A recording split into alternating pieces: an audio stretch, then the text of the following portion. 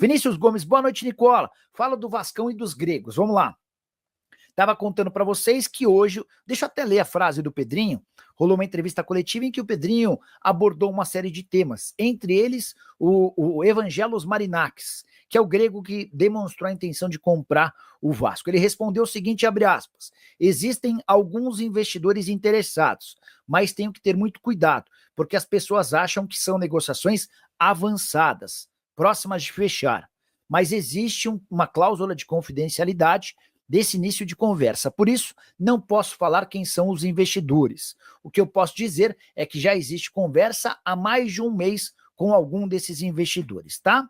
Depois ele ainda explica que o Vasco só vai ser vendido para quem demonstrar credibilidade reconhecida, tiver saúde financeira e planejamento esportivo com prazos de cumprimento. O Pedrinho ainda afirmou que vai vender a SAF do Vasco. Quem disser o contrário está mentindo. A frase é, enquanto eu for presidente do Vasco, a minha intenção vai ser vender o Vasco SAF, a Vasco SAF. Tinha muita gente alegando que o Pedrinho ignoraria propostas para se perpetuar no poder. Quero contar para vocês sobre uma vinda do Evangelos Marinakis e do filho dele. Os caras ficaram encantados com o Rio de Janeiro. E também preciso atualizar vocês sobre Edu Gaspar, tá? Luciano Acosta. Esse é um argentino de 30 anos de idade, joga no FC Cincinnati. O Vasco tentou contratá-lo no início dessa temporada e não conseguiu. Ele está no Cincinnati já há algum tempo, mas anunciou que não fica no futebol americano para a próxima temporada, tá? Só para vocês entenderem números dele. Nesse ano de 2024, 41 jogos, 15 gols e 19 assistências. No ano passado, 44 jogos, 21 gols e 14 assistências, tá?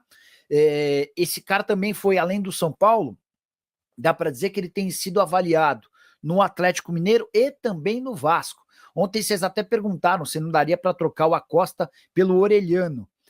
Luca Orelhano, que é um jogador do Vasco que está emprestado ao UFC Cincinnati. Uma pessoa do Vasco me respondeu que uma coisa não tem nada a ver com a outra, tá? Que o Orelhano já existe uma cláusula de uma opção de compra e essa opção de compra deve ser justificada, deve ser confirmada a qualquer momento, que vai garantir ao Vasco mais ou menos 3 milhões de dólares. Deixa eu já começar registrando um dos acontecimentos da quinta-feira.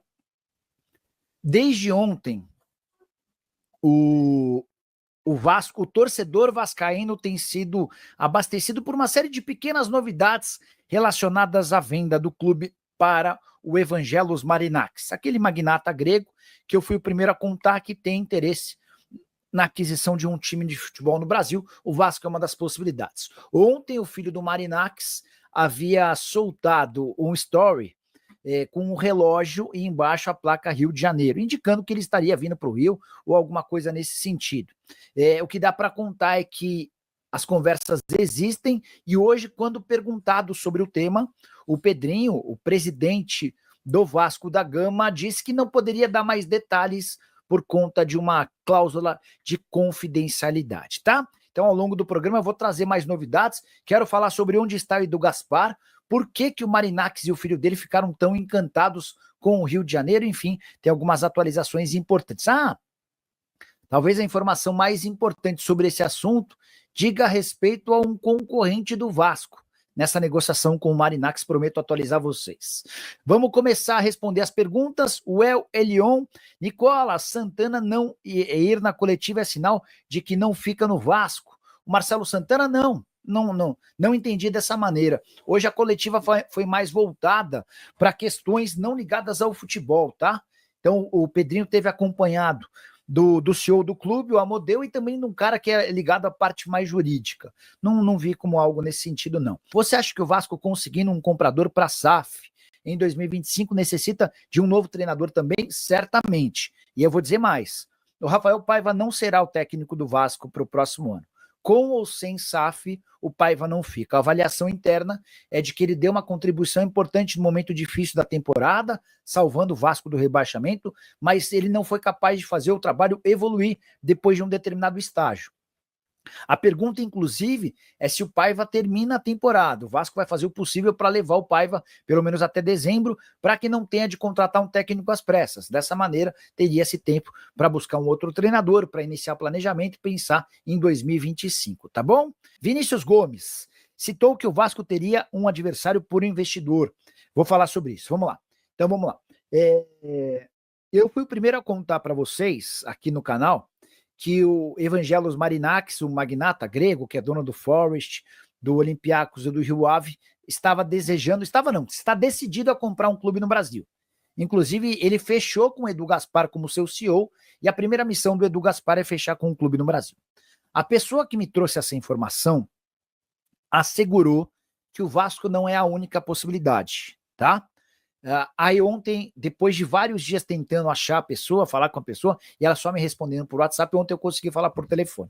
E essa pessoa acrescentou uma série de novidades. Ela falou: Nicola, o Edu Gaspar monitora a ideia de ter um clube no Brasil desde o ano passado.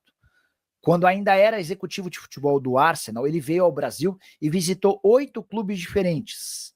E essas visitas se deram porque ele tinha a intenção de criar um clube ponte, um clube brasileiro que tivesse relação com o Arsenal. O projeto acabou não avançando porque os dirigentes do Arsenal não levaram essa história adiante. E entre esses 8 clubes que foram visitados, os 3 de São Paulo, o Fluminense, o Botafogo, não estava o Vasco da Gama, tá?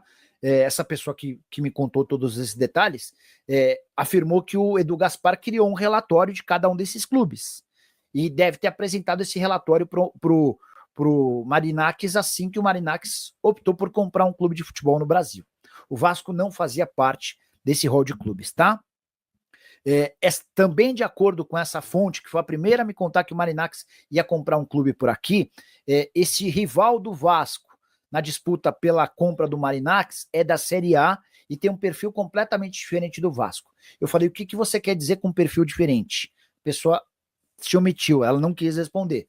Porque perfil diferente tem muita coisa, né? Pode ser um time não tão popular quanto o Vasco, pode ser um time que ainda não é SAF como o Vasco, pode ser, enfim, tem uma série de situações, mas eu tô colocando aqui tudo que eu consegui apurar dessa história. E essa pessoa afirmou que existe o interesse no Vasco e o interesse num outro clube da primeira divisão, da Série A. O Marinakis está avaliando prós e contras, mas, porém, contudo e todavia, dá para afirmar, dá para assegurar que o barulho, o engajamento feito pelo torcedor vascaíno, desde que eu comecei a comentar que o Marinakis pretendia, estudava a compra do Vasco, isso tudo mexeu, não só com ele, mas com o filho dele. O Marinakis teve suas redes sociais invadidas com centenas de comentários de vascaínos. O filho dele ontem postou uma foto, um story, com uma foto de um relógio e embaixo uma placa escrita Rio de Janeiro. Ele, inclusive, chegou a trocar mensagens com o Zé Colmeia. O Zé Colmeia dizendo que, olha, o Zé Colmeia é um conselheiro bastante ativo, que hoje, inclusive, foi citado e criticado pelo Pedrinho na entrevista coletiva. O Zé Colmeia escreveu algo como: olha, a gente gostaria muito de ter vocês como donos por aqui e tal. E aí ele falou assim, o filho do Marinakis escreveu: olha, vamos ver como é que essa história termina. E ele até mandou uma foto de uma camisa de uma das organizadas do Vasco, tá? Então eu posso dizer para vocês que o Marinakis se empolgou com todo o barulho feito pelo torcedor vascaíno, o engajamento do torcedor vascaíno, e isso fez com que o Vasco entrasse forte no radar. Na primeira rodada de conversas, o Edu não tinha o Vasco como alvo, mas o Vasco entrou como alvo e hoje dá para dizer que já existem negociações, tá? Fabrício Valentini, boa noite, Nicola. O que você achou da coletiva do Pedrinho? Cara, eu achei que ele foi bem sincero, mas se eu tiver um dia a oportunidade de falar com o Pedrinho, eu vou falar. Eu acho que o Pedrinho, ele absorve muito as críticas e ele na condição de presidente, ele precisa estar um pouquinho acima disso.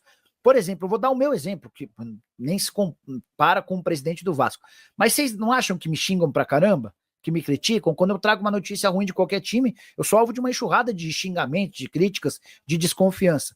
Se eu for ficar dando ouvido para todas as pessoas que me criticam, eu vou perder tempo de falar sobre coisas boas para ficar me defendendo ou para ficar rebatendo esses caras. Eu acho que o Pedrinho perde muito tempo com isso. Enfim.